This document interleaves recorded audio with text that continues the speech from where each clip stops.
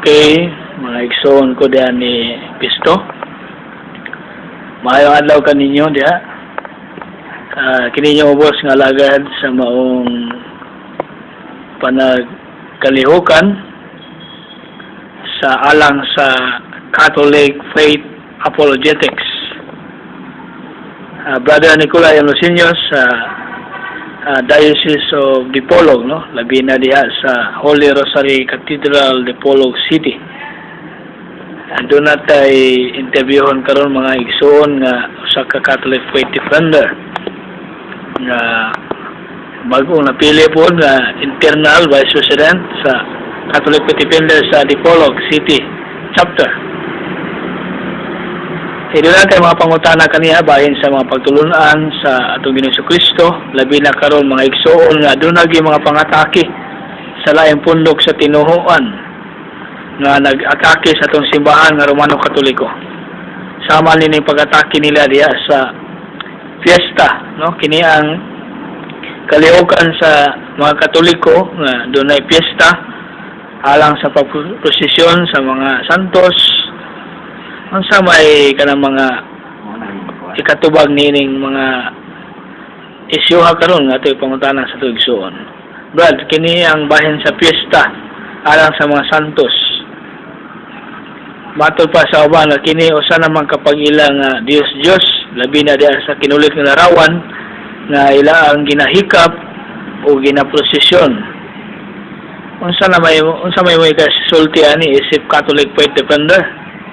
Supak ba ni sa Biblia? Brother Lojon o Bina?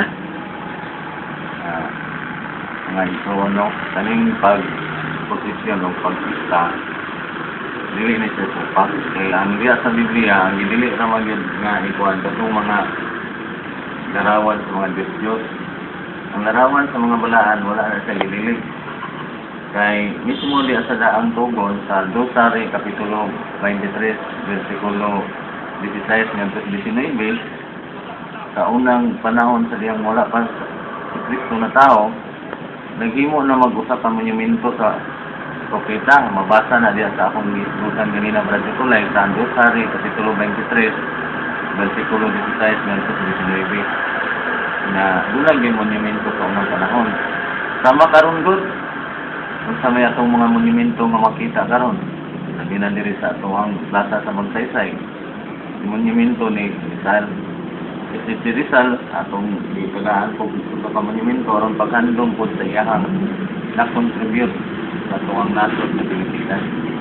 So kung nagpasidungog sa tao nga nag-alagad lang o naghatag siya contribution sa atong tawhanon, ngano man nga dili po nato tagaan po pasidungog kanang mga larawan sa mga balaan sinabi sa pagbuhat nila sa monumento. Kaya hindi man nato na mailhan Brad Nicolay kung mula din na sila yung monumento o nagputangan ang monumento Diyos pagpasidungog kanila sinabi sa pagbuhat nila sa mga kaya naman na sa Hebreo 17:13 nga maluya po din na sila Brad Nicolay kung di ka maghandog nila sa balikon Hebreo 17:13. Mabasa nila nito ito.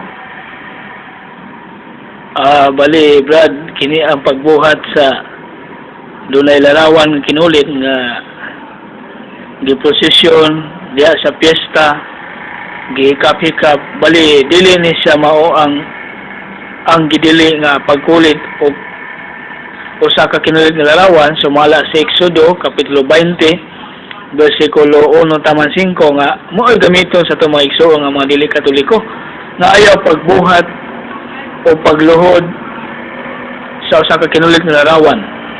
Unsa mao ba dili giniingon nga mao ni ang gitumbok sa mga bersikulo man? So ang diya sa Exodo, tumagon sa dala sa Exodo, nganong naghisgot man yang dili magbuhat og larawan sa bansa nga Diyos. Kaya sa Exodo 32 na adi ang larawan sa kinulit sa larawan sa usa ka baka nga klaro kaya na sa Nehemias Kapitulo 9 versikulo 17 nga ang naghisgutan usab dito nga ang Diyos sa unang panahon patong gihimo nga usa ka nating baka nga bulawan nga mo itong Bradikulay, mabasa man ay mo sa Exodo 32 na gisayaw-sayaw ito katawan sa Israel. Ang mga Israelita nga nawipon sa ito, basta muna gibawal. Pero wag yung kayo mabasa diyan ang mga balaan kung prosesyon sayo. Katong larawan sa mga Diyos. Ang mabasa sa Exodo 32, o diya po sa Nehemias 9:17, ipaklaro ginadiya ng propeta Nehemias pumunta ng Diyos sa unang panahon. Niya, kanang larawan sa nating baka diya, muna ang kuan Bradikulay, gulawan nga baka, muna si Mulok. Katunga anak tao, baka, o katunga tao, katunga po lawas sa usa ka baka. Muna si Mulok. Brother, ganang kaning pagpasidungog, what sabto na niron, labaw pa ni sa gibuhat, labaw pa ni sa Dios ba, kaning pagpasidungog sa mga santos, sa man, sa may kamatuoran ni ini. Dili wala labaw kay nganuman. Ang labaw gani kung isipon sila Dios, mo bitaw ng Diyos kay dili tinuod ng Dios. Kung sana sila mga balaan na sila. Ang tawag kong Diyos katong dili mga balaan. Sama nilang Mulok, nilang Baal, muna yung mga balaan. Mga Diyos sa unang panahon. Busa, kung ato nang ikuan karon nga naman na agad sa naka-problema gud Bradikulay kasi ato mga isuong protestante kulang mo ilang Biblia. Busa, kung kulang ang imong Biblia, sama ra gud nga nagmila ka. Kung kulang ka, baksabdik ka.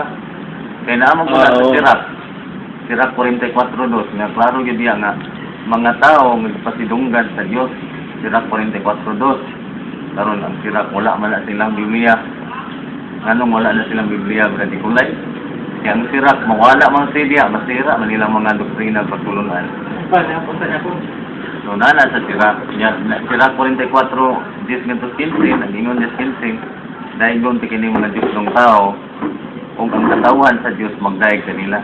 Pangutana ron kinsa may katawan sa Diyos. Katong magdaig, katong sigilag pangatati nga sayop ta, magbugal-bugal pa yun. Okay, salamat kayo Brother Lloyd Jun. Ubina no at igsoon nga usa ka Catholic faith defender dito sa Oroqueta no city o nya naa diri sa Dipolog. Salamat kay sa imong panahon sa pagtubag nini mga nindot nga pangutana. Kabahin sa mga pangatake sa itong pagtulunan sa simbahan ng Romano Katoliko, no?